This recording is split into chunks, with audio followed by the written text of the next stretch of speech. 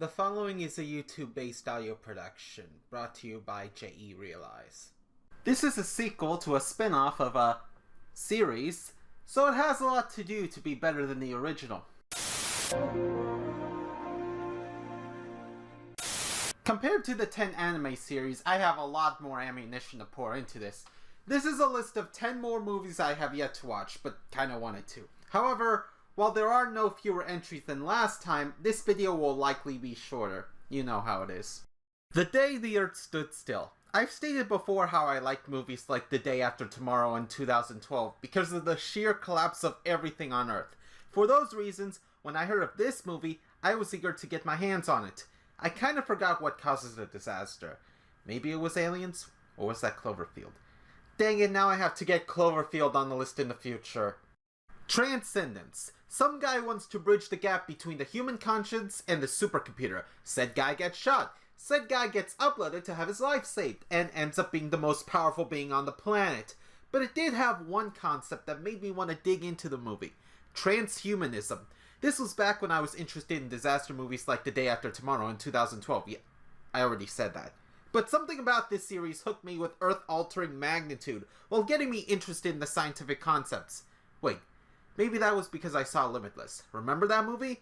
So yeah, Limitless got me interested in Transcendence. You heard it here first. Lucy.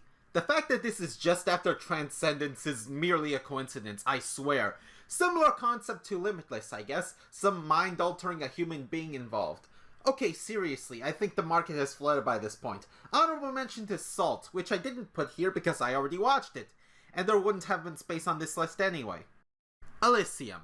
Another thing I was interested in last decade was the genre of far-future science concept movies.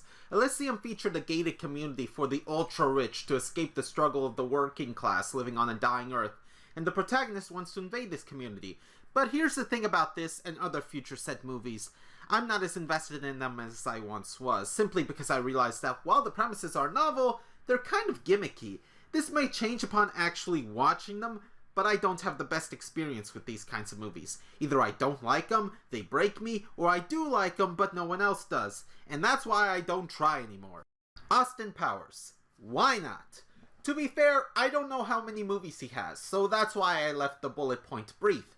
I know of some. In fact, I remember one point in the distant past where I watched the first 15 or 20 minutes of a movie where the titular character realizes his mojo is missing.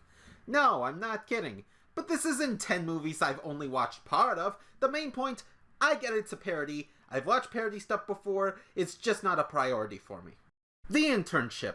Once, a long time ago, someone made a movie on the start of Facebook. And Google execs looked at each other and said, "Sure, we can make a movie about ourselves. It looks like in this movie people get signed up to work at Google." To which I say, good luck with that. Not even I think I could qualify for a job at Google. Or Apple. Or Facebook. Or basically any big company, but it should be fun seeing some others run through the ropes on their first try. Team America World Police. Another movie I know basically nothing about, except apparently its theme song has been memed all over the place.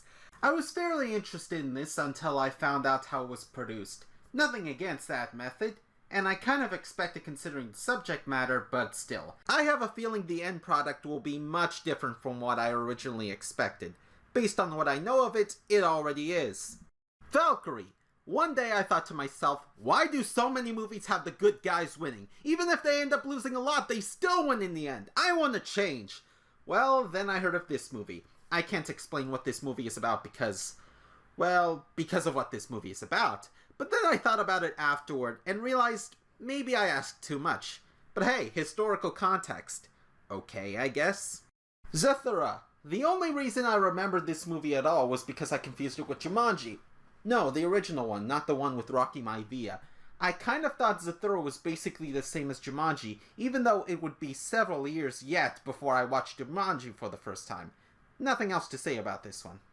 Eurovision Song Contest, The Story of Fire Saga. Because of course this was last. I heard of this movie 2 years ago, but soon forgot about it. After all, how could Netflix ever do the franchise justice? That's right, I'm calling Eurovision a franchise. Deal with it. And considering the pandemic delayed the release of the movie and canceled the namesake contest, I would have forgotten the movie even existed if it weren't for Twitter. As it's Eurovision, I'd like to see it, but definitely not while Europe is enforcing a travel ban on US.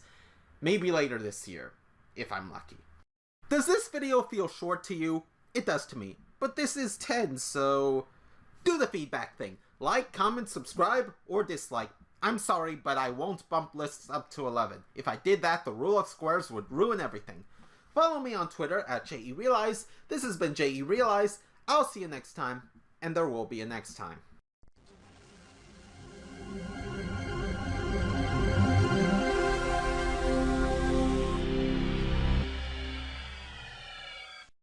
This concludes our YouTube-based audio production. I hope you enjoy, and I wish you farewell.